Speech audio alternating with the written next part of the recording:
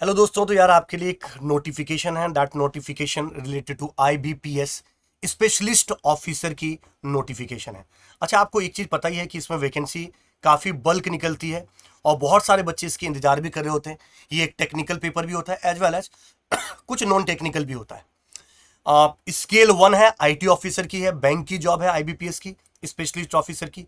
क्या है complete process इसका, कितनी वैकेंसी है, क्या रिक्वायरमेंट है और कैसे आप लोग क्रैक कर सकते हैं, मैं आज इस वीडियो के अंदर बताने वाला हूं दोस्तों। सबसे फर्स्ट अगर मैं डिस्कशन करते हैं what is CRP SPL x, right, ये आपके जो पास 16। तो देखो यहां पर देखेंगे कॉमन रिक्रूटमेंट प्रोसेस है स्पेशलिस्ट ऑफिसर इन 11 पीएसबी, मतलब जो पब्लिक सेक्टर जो बैंक्स होते हैं उसके अंदर 3 स्टेज के अंदर प्रोसेस होता है। इसके अंदर रिटर्न के अंदर प्रिलिमिनरी फर्स्ट होता है, प्रीलिम्स, देन मेंस और then interview. On the 3 process the recruitment is going to happen. Allotment जो ईयर है 2027-2028 का है।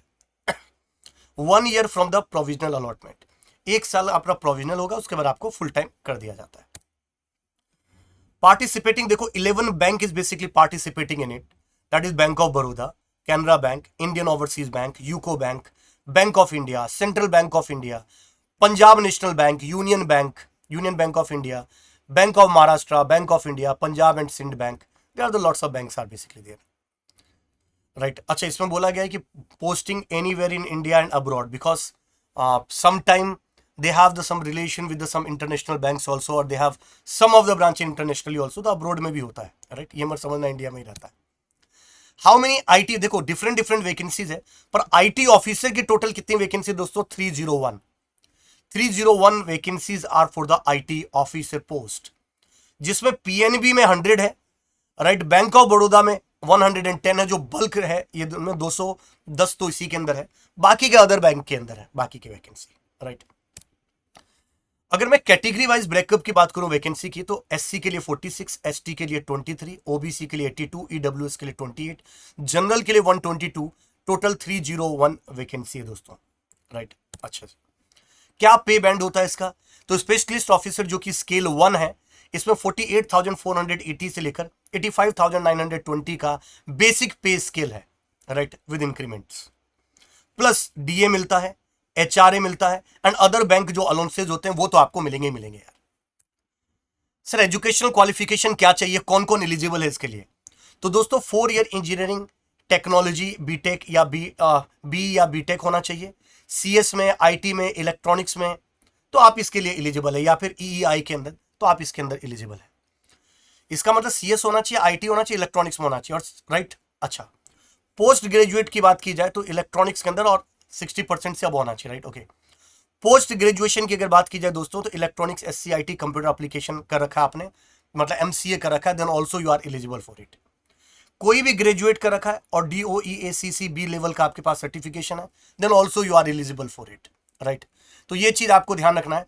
एक चीज और, आपकी एजुकेशनल क्वालिफिकेशन पास आउट हो जाने चाहिए, जब आपकी ज्वाइनिंग होगी इससे पहले आपके पास सारी चीजें होनी चाहिए, कंप्लीट होनी चाहिए आपके बीटेक, तो ही आप इसके लिए एलिजिबल है, ये चीज ध्यान रखिएगा। एज लिमिट कितना है? तो दोस्तों 20 से लेकर 30 इयर्स की एज लिमिट है, यानी जो भी बच्चे 2/7/1996 से लेकर 1/7/2006 के बीच में जिनका भी बर्थ आता है वो एलिजिबल है इस वैकेंसी के लिए दोस्तों। सर एज रिलैक्सेशन भी है, बिल्कुल दोस्तों, जैसे कैटेगरी वाइज होता है, एससी के लिए 5 इयर्स, ओबीसी के लिए 3 इयर्स का, पीडब्ल्यूडी के लिए 10 इयर्स का, एक्स सर्विसमैन के लिए 5 इयर्स का, वही है। सर एप्लीकेशन की फी क्या है? तो दोस्तों एससी एसटी पीडब्ल्यूडी की जो कैटेगरी है उसमें 175 रुपीज है, और जनरल के लिए 850 रुपए है, जनरल ईडब्ल्यूएस ओबीसी कैटेगरी के लिए। पेमेंट ऑनलाइन ही कर सकते हो, कार्ड, नेट बैंकिंग, यूपीआई, या अपने जो वॉलेट होते हैं उसके थ्रू आप इसको पे करवा सकते हो। सर कब से स्टार्ट होने वाली इंपॉर्टेंट डेट क्या है? तो दोस्तों ऑनलाइन का रजिस्ट्रेशन का 1/7/2026 को स्टार्ट होने वाला है ये वैकेंसी। 1/7/2026 का मतलब मैं आपको थोड़ा सा और डिटेल में आपको बता देता हूं कि 1/7/2026 से लेकर 21/7/2026 के बीच में आपकी डेट, मतलब 21/7/21 जो मतलब आज से शुरू हुआ है फॉर्म, और 21 तारीख इसकी लास्ट डेट है फॉर्म फिल करने की। तो आप जरूर अगर अपने आप को एलिजिबल मानते हो तो आप इसका फॉर्म जरूर फिल करिएगा। प्रिलिमिनरी जो एग्जामिन होगा वो अगस्त के अंदर होगा, और जो रिजल्ट है वो सितंबर अक्टूबर के आसपास में होगा। इसलिए मैं हमेशा बोलता हूँ, इसका सिलेबस भी मैं डिस्कशन करूंगा, अभी क्रैक करने के टिप्स भी आपको दूंगा, पर मैं हमेशा इसलिए बोलता हूँ कि कभी किसी नोटिफिकेशन आने पर अगर आप प्रिपरेशन अपनी स्टार्ट करोगे, कभी एग्जाम क्रैक नहीं कर पाओगे। एग्जाम वही बच्चा क्रैक कर पाता जो पहले से ही अपनी प्रिपरेशन कर रहा होता है। तो अगर आपको पहले से ही अपनी प्रिपरेशन के अंदर रहना है, मेन एग्जामिनेशन नवंबर में होने वाला है, इंटरव्यू नवंबर दिसंबर के बीच में होगा, और प्रोविजनल जो अलॉटमेंट होने वाला है वो जनवरी 2027 में होने वाला है दोस्तों। सर एग्जाम की टोटल क्या है डिटेल, वो भी थोड़ा सा बता दीजिए। तो देखो 3 स्टेज में पेपर होने वाले हैं। स्टेज 1 प्रीलिमिनरी है, जो प्रीलिम्स बोलते हैं। स्टेज 2 मेंस है। प्रीलिमिनरी अगर फर्स्ट स्टेज की बात की जाए जिसमें 80 मिनट का टोटल टाइम होता है, इंग्लिश, रीजनिंग, क्वांटिटी, एप्टीट्यूड और प्रोफेशनल नॉलेज, यानी सीएस से रिलेटेड भी, वो सिलेबस भी मैं डिस्कशन करने वाला हूं। तो प्रोफेशनल नॉलेज से रिलेटेड आपके क्वेश्चन पूछे जाएंगे। 25 क्वेश्चन इंग्लिश के होंगे, हर एक क्वेश्चन 1 नंबर का होगा। 20 देखो इसमें सेक्शनल वाइज टाइमिंग भी होते हैं, यानी इंग्लिश के बाद ऑटोमेटिक आप दूसरे सेक्शन में चले जाओगे रीजनिंग वाले में इतने देर के बाद। फिर रीजनिंग में 25 क्वेश्चन होंगे, 25 मिनट का मार्क का होगा और 20 मिनट का टाइम मिलेगा। क्वांटिटी एप्टीट्यूड में 25 क्वेश्चन होंगे, 25 मार्क्स का होगा, हर एक क्वेश्चन 1 नंबर का होगा, 20 मिनट का टाइम मिलेगा। फिर प्रोफेशनल नॉलेज में भी 25 क्वेश्चन होंगे और 50 नंबर, सबसे ज्यादा देखो हर एक क्वेश्चन 2 नंबर का, सबसे ज्यादा वेटेज है, और 20 मिनट का टाइम होगा, यानी टोटल 80 मिनट्स राइट, और 100 क्वेश्चन आपको सॉल्व करने होंगे। टेक्निकल क्वेश्चन भी इतना ज्यादा डिफिकल्ट नहीं होते। प्रोफेशनल नॉलेज वाले जो क्वेश्चन होते हैं सारे एमसीक्यू क्वेश्चन होंगे, इसमें ध्यान रखिएगा right. Must clear cut off all 4 section, हर एक सेक्शन के इंग्लिश का, रीजनिंग का, क्वांटिटी एप्टीट्यूड का, प्रोफेशनल नॉलेज का, सबका अपना सेक्शनल कट ऑफ निकलता है।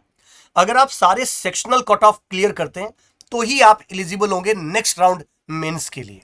तो must clear the cut off for all the rounds, ये आपको ध्यान रखना जरूरी है। उसके बाद नेक्स्ट स्टेज 2 होता है। तो आपको जैसे मैंने पहले ही बताया कि देखो प्रीलिमिनरी जो एग्जाम होगा वो अगस्त में होगा। यहां जब क्वालिफाई करोगे, जब रिजल्ट आएगा सितंबर में, तभी आप मेंस में बैठ पाओगे राइट। तो मेंस के बारे में बताता हूं, जो स्टेज 2 कहलाता है। प्री एग्जाम को क्वालिफाई करने के बाद आप मेंस में आएंगे। इसमें भी इंग्लिश होता है, रीजनिंग होता है, क्वांटिटी एप्टीट्यूड होता है, प्रोफेशनल होता है। ये 4 चीजें तो सेम ही होती है जो स्टेज 1 में, बट इसके साथ एक डिस्क्रिप्टिव ऐसे और लेटर का भी एक सेक्शन होता है जिसमें आपको लिखवाते हैं। तो जिनको अब चैट जीपीटी से लिखने की आदत हो गई है, वो थोड़ा सा ऐसे और लेटर लिखने की आदत अभी डाल लें, क्योंकि ये लिखना ही होगा आपको राइट। ओके, इंग्लिश के 30 क्वेश्चंस होते हैं, हर एक क्वेश्चन 1 नंबर का होगा, टोटल 30 मार्क्स का होगा, 25 मिनट का टाइम दिया जाएगा। फिर रीजनिंग का टाइम आएगा, 40 क्वेश्चन होंगे, 40 मार्क्स का होगा, 35 मिनट्स का टाइम दिया जाएगा। फिर क्वांटिटी एप्टीट्यूड में 30 क्वेश्चन, 30 मार्क्स का और 25 मिनट्स का आपको टाइम दिया जाएगा। फिर प्रोफेशनल नॉलेज में 50 क्वेश्चन होंगे, हर एक क्वेश्चन 100 मार्क्स का होगा और 40 मिनट का टाइम दिया जाएगा। डिस्क्रिप्टिव लेटर लिखने के लिए 2 क्वेश्चन होंगे, 25 मार्क्स के होंगे और टोटल, और आपके पास 30 मिनट का टाइम दिया जाएगा। तो टोटल अगर मैं बात करूं दोस्तों यहां पर, तो 155 मिनट का टाइम होगा और 225 मार्क्स का पेपर होने वाला है ये राइट। अच्छा, क्वेश्चन भी देखोगे तो आपको दिखाई दे रहा होगा ये 50, 30, 70, 100, 150 क्वेश्चन तो आपके पास सीधे सीधे दिख रहे हैं। 2 क्वेश्चन डिस्क्रिप्टिव वाले आपके दिखाई दे रहे होंगे। मेरिट कैसे बनती है वो भी थोड़ा सा मैं आपको एक्सप्लेन कर देता हूं दोस्तों। अगर मैं मेरिट की बात करता हूं, थोड़ा सा ध्यान से समझिएगा। 3 rules that matter most exam pattern के लिए। Only professional knowledge marks count for the interview shortlisting right. Negative marking हमेशा ध्यान रखना, merit decider, only professional knowledge marks count for the interview shortlisting. Interview shortlisting में आपके interview के जो आपने प्रोफेशनल नॉलेज वाले सब्जेक्ट में बहुत इंपॉर्टेंट रोल प्ले करेंगे, उसी के बेसिस पे सेलेक्ट होने वाले हो आप right. Only professional knowledge marks count for the interview, बाकी के सिर्फ आपको क्वार्टिव क्वालिफाई करना है, दैट्स इट। स्टेज 2 की बात कर रहा हूं। नेगेटिव मार्किंग की बात करूं, -0.25 पर wrong answer, no penalty for the skipped question.